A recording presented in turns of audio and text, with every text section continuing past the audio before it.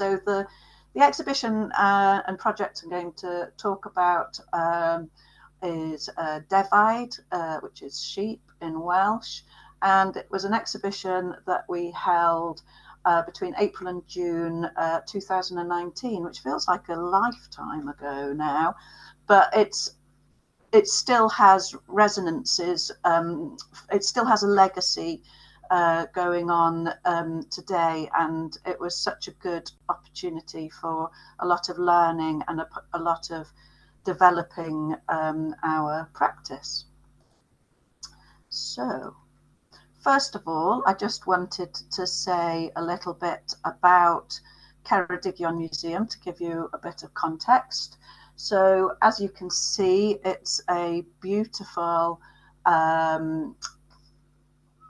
old theatre.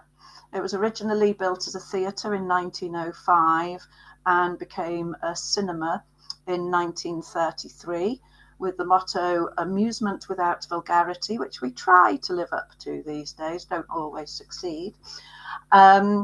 So yes, a slightly incongruous location for a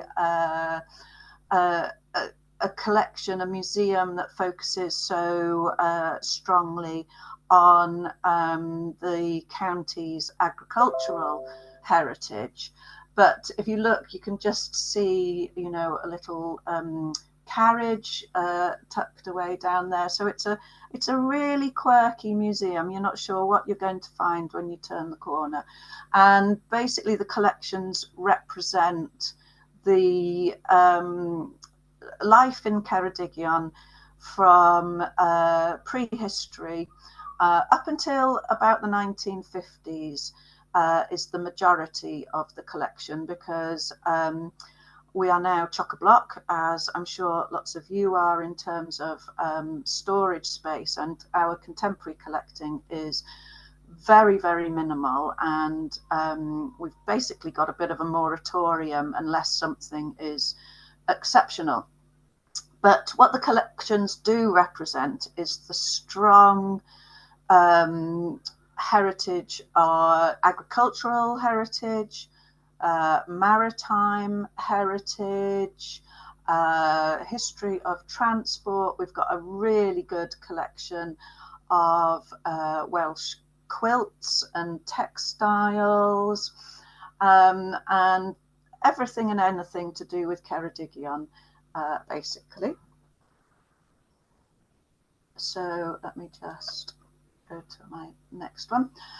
So the sheep project was 2 years in the planning, and it was realised through the generous support of the Tate Western Loan Programme with the Art Fund, Garfield Weston Foundation, John Ellerman Foundation, Ferryman Project and Arts Council Wales, the Lottery and Welsh Government. So yes, it was a big project for us. And what we really were very aware of was what was going on in our localities, and particularly around upland sheep farming. In Ceredigion, you know, our three main industries are, well, actually two main industries really are farming and tourism. There's a bit of tech going on around here, but really it's farming and tourism. So there was a lot of anxiety around what was happening with Brexit. I mean, when we started on the project, our working title was actually After Sheep with a question mark, which was deliberately intended to provoke discussion.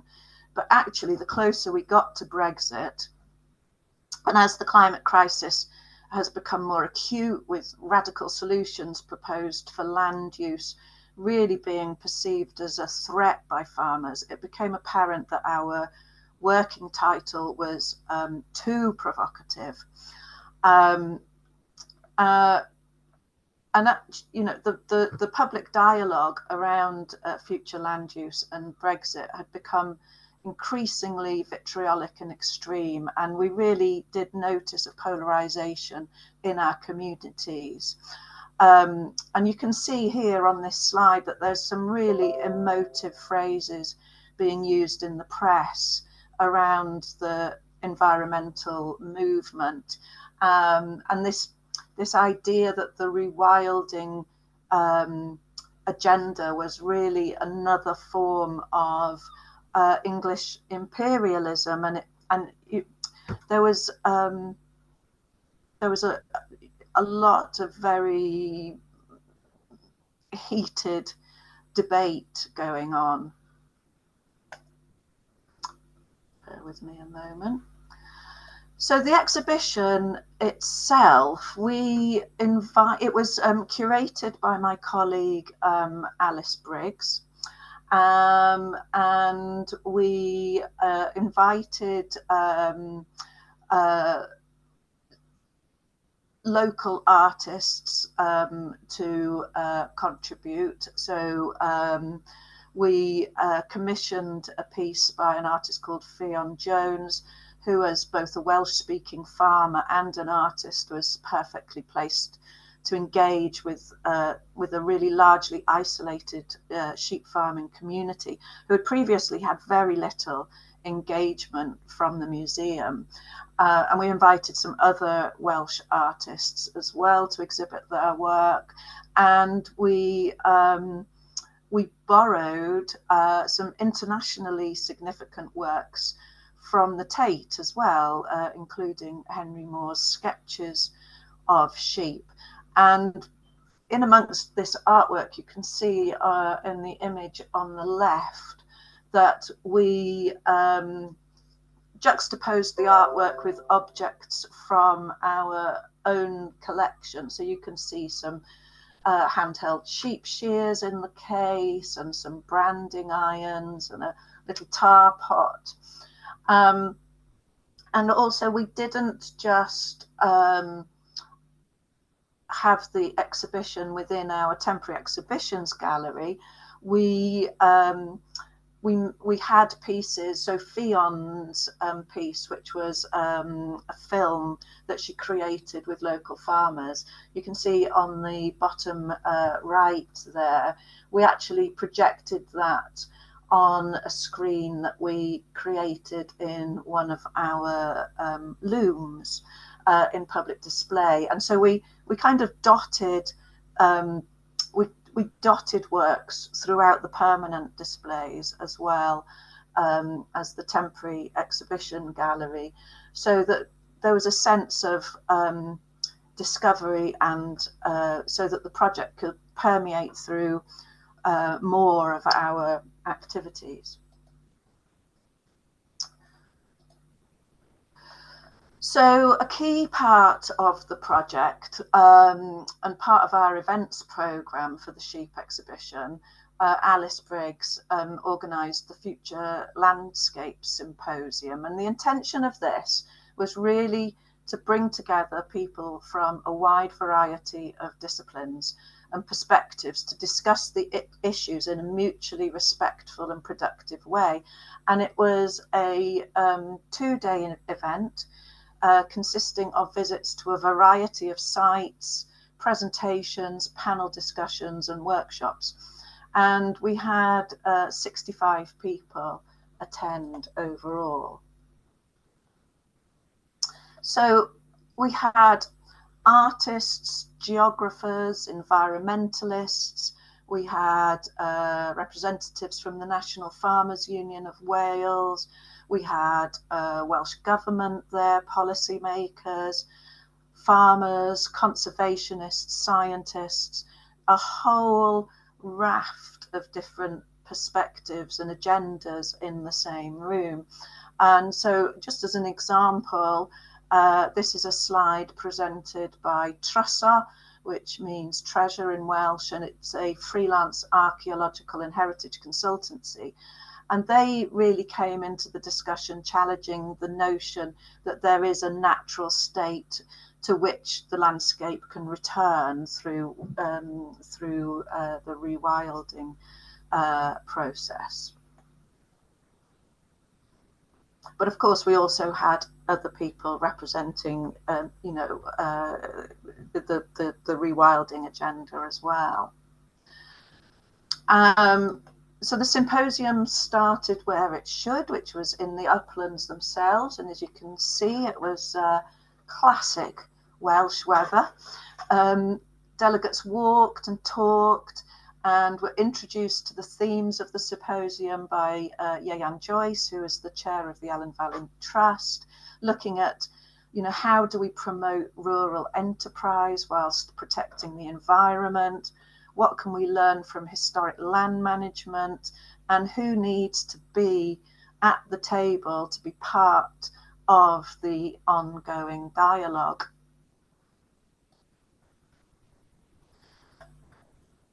And the symposium utilised several locations, such as this artists' retreat in Cumhreidol, which was crucial to creating a balanced experience for the participants. It was really important to us that no single agenda predominated. And it was really interesting because the museum, I know it's not, we all know that museums are not neutral spaces, but within the context of this project, the museum was considered neutral and safe. But there was, you know, real anxiety about attendance from some of the delegates. I asked one participant at lunch on the second day whether she was enjoying the symposium, and she said she'd relaxed now. And I said, "Oh, have you been? Were you nervous before?" And she said, "Yes, I'm a farmer, and I worried I was going to get a bit of a kicking," was the exact wording she used. The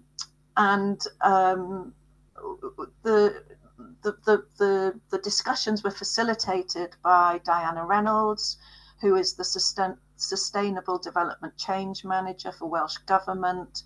And she commented to me that she didn't think any of the individuals or organisations present could have pulled the event off, as each had an agenda and therefore would have inevitably provoked bias. So instead, we had worked really hard through using techniques such as World Cafe to create a mutually respectful context for deep conversations, which were a far cry from the polemic rhetoric of special interest group meetings. And with the only frustrating thing we really had was about the limited time we had for these discussions. So at the end of the symposium, we had trouble getting some people to leave. The conversations were continuing, people were making links, making arrangements to meet, really talking and listening to each other. And the legacy of the project has been these monthly people's practice meetings to carry on the discussions. So this is a hub for sharing ideas, networking and exploring issues. We're very clear that it is not a campaigning group.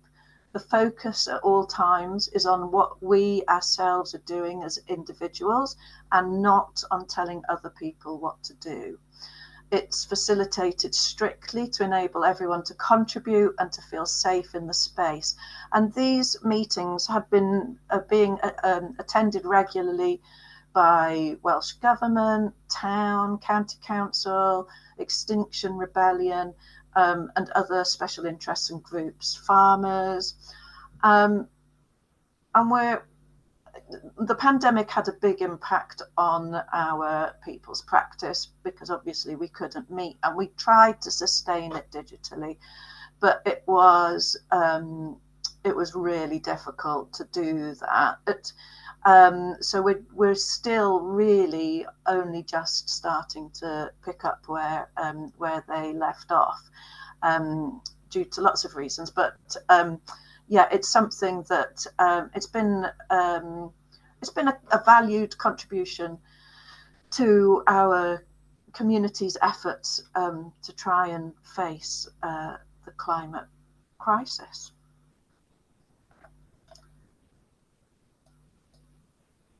So I'm going to stop sharing now. Have I stopped sharing?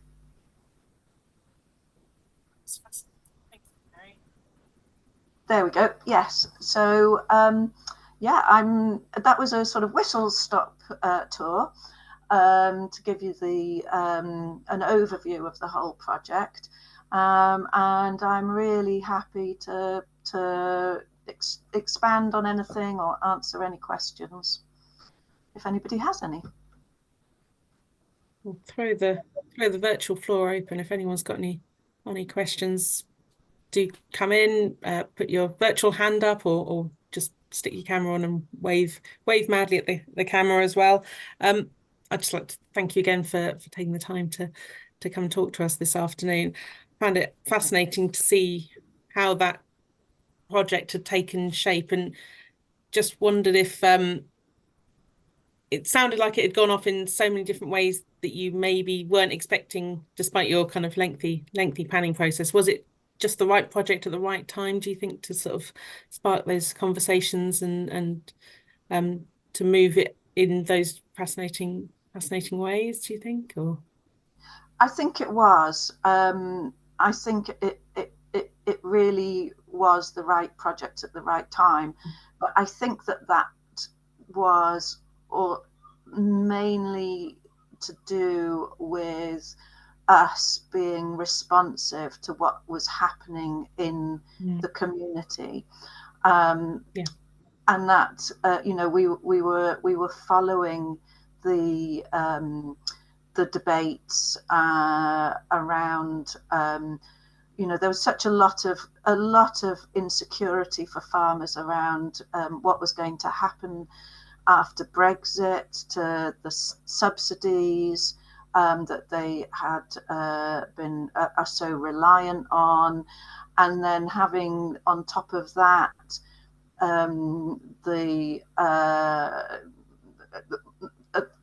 there was a local project called From Summit to Sea, which was really focusing on rewilding, and they had come in very heavy-handedly, and they hadn't really done the kind of community engagement that was built to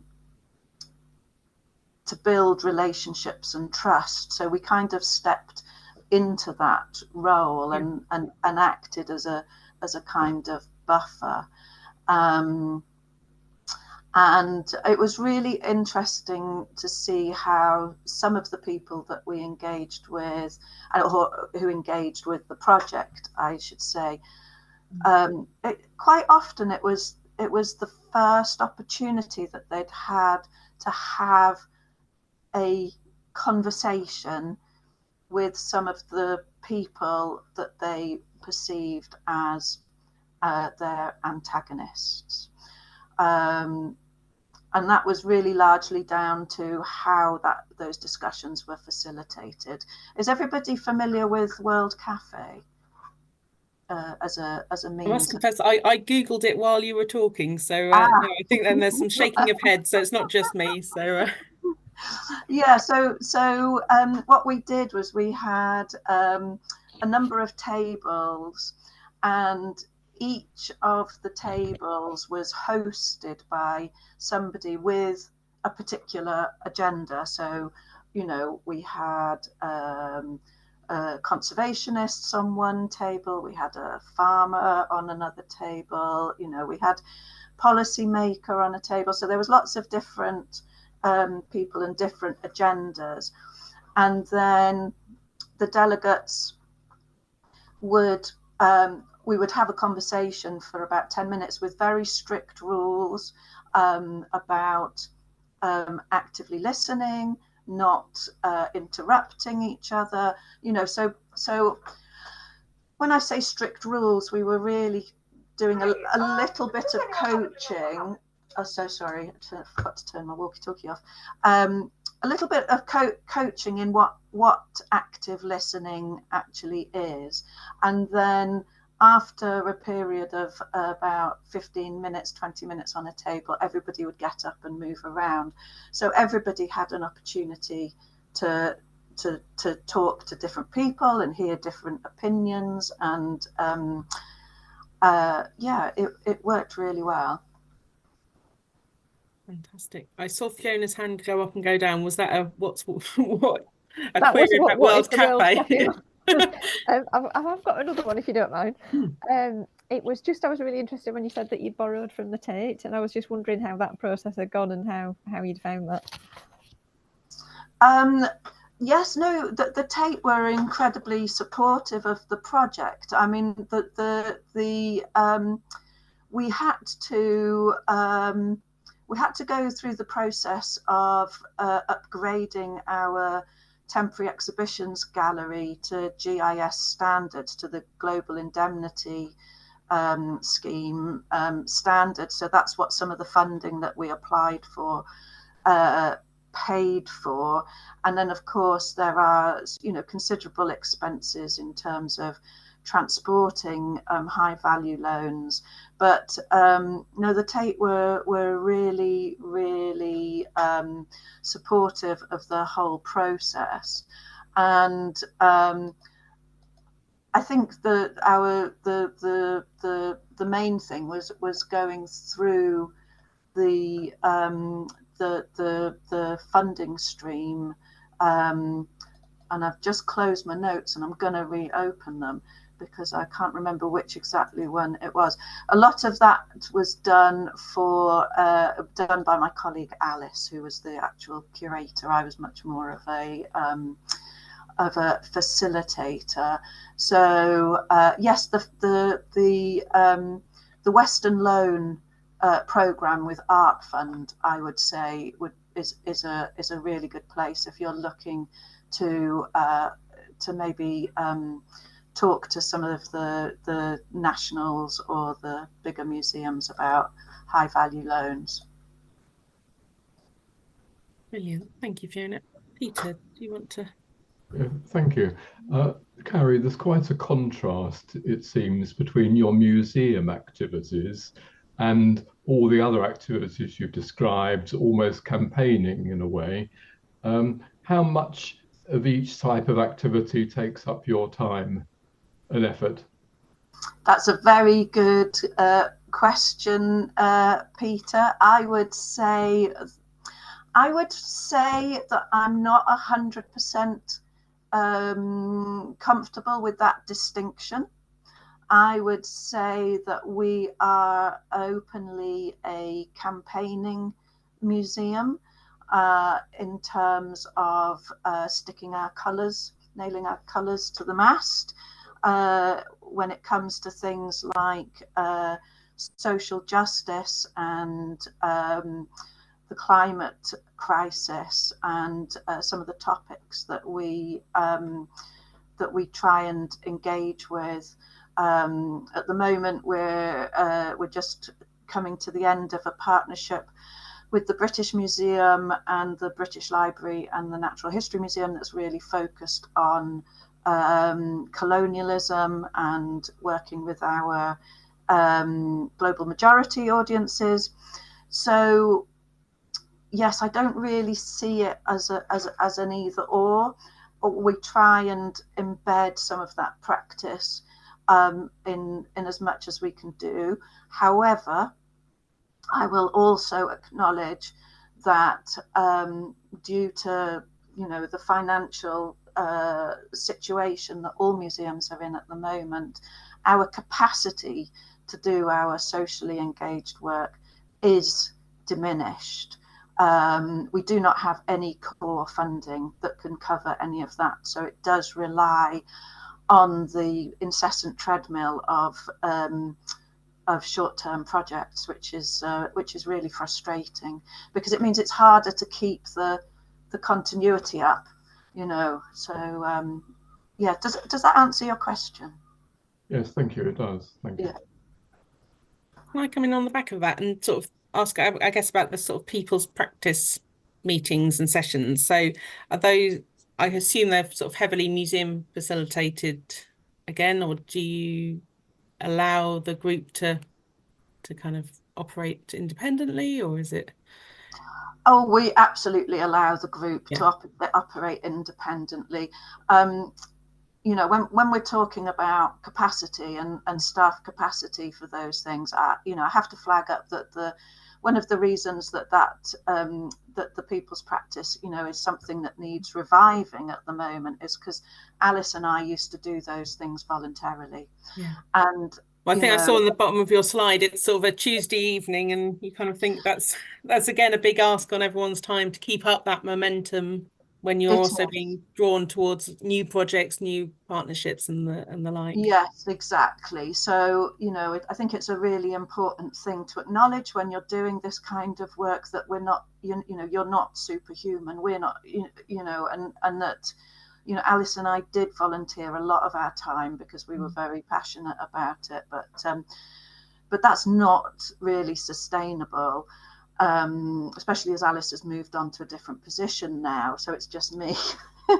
but we're still collaborating. But the group itself, we structured to encourage other people to take the initiative in planning the activity for the meeting, because we'd always have a theme or a, you know, something that we would have plan for the next meeting, so that it was always quite vibrant. So yeah, we really tried to share that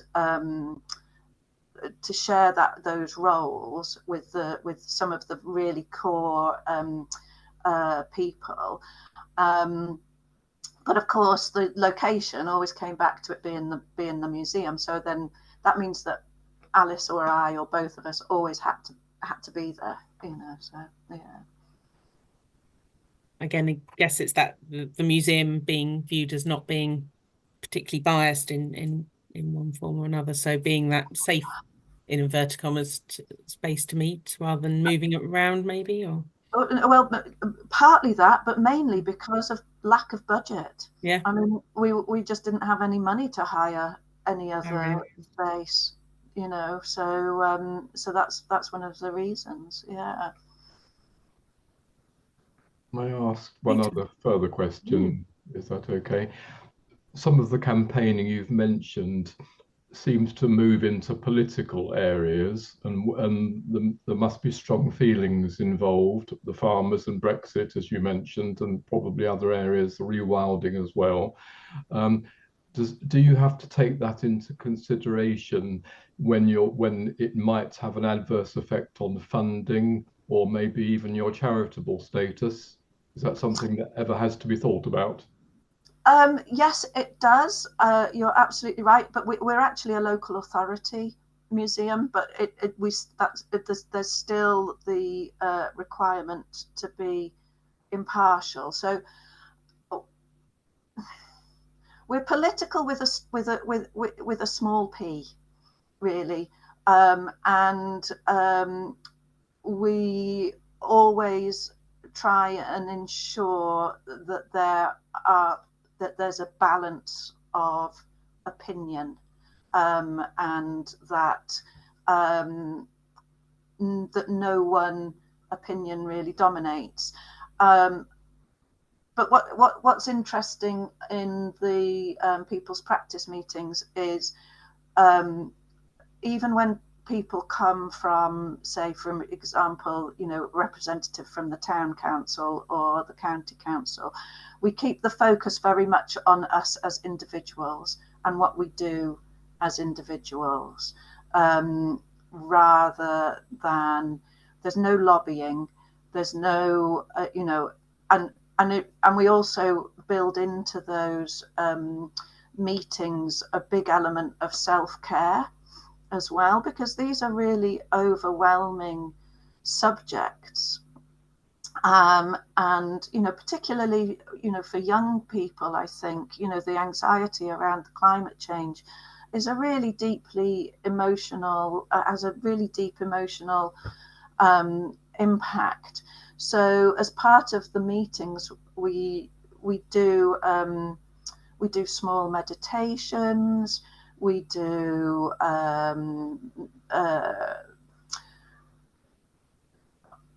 we facilitate it so that we try and take some of, well, you can't take the anxiety away. That's not right. But I think the term is about self-care and about how everybody goes away from the meeting, not feeling that they've been got at or marginalised or opposed in any way. It's a real skill, Peter. It's a real skill, and we've been very lucky in help with facilitating these meetings. Thank you. Thank you. Carrie, did you undergo any training as a sort of ahead of that, or on the back of maybe some early meetings? I mean, you mentioned sort of support in facilitating those. Were there organisations that you reached out to sort of support you in taking that forward? Yes, absolutely. We've been a long-term partner with an organisation called the Happy Museum, which some people are nodding, and yeah, they've not been very active of late, but because I know their funding has been really badly affected. But yeah, so through our association with the Happy Museum, we had opportunities for considering a lot of the issues and facilitation techniques, but partnering as well with Diane from Welsh Government, whose role is to facilitate change. And I think she was really key in helping us to develop those practices. So yes, if you haven't got the skills, find somebody who has, basically, is my advice. Does anyone else have any questions to ask of Carrie while we have her?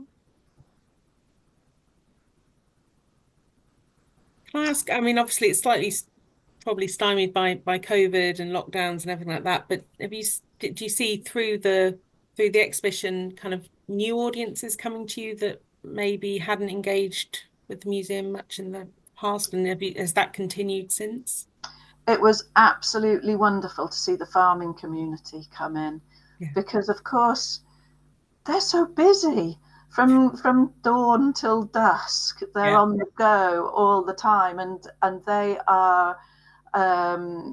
It was a lot of the farmers that came in.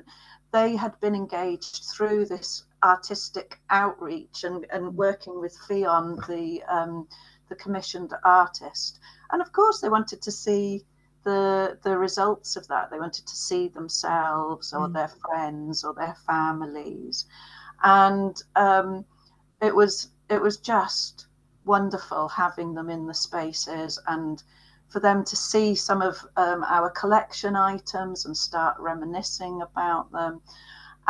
We when people came as part of the evaluation, we had a map of Wales, and we asked people to pin where they had come from.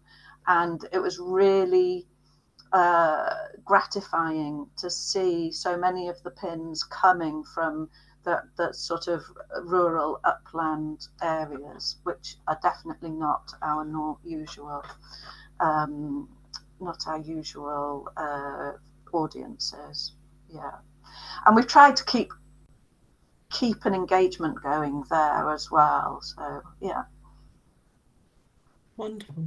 Well, you've given us so many different things to think about this afternoon. It's been fascinating. Thank you again for your time. Just as a slight shameless plug, but to kind of explain how our paths crossed. You working with our colleague Anna on the Royal Museums Network toolkit for museums, the Rural Relevance toolkit that was put together, and I'll pop a link on the Gist-Mail when we later to send out the recording, just to draw attention to that. And the sheep project is one of the case studies that features within that document as well. So it's kind of basically aimed at non-specialists to build confidence in managing and enthusing about using and understanding rural collections. So this is another wonderful example of how you can take some of the rural collections and explore a whole raft of different outlooks, different landscape concerns and queries and opportunities as well. So wonderful afternoon, and thank you again, Carrie, for your time. Thank you everyone for joining us, and we'll see you at a Royal Museums Network Chewing the Cud session, hopefully in the autumn when we reconvene. But enjoy the rest of your afternoon, and thank you again.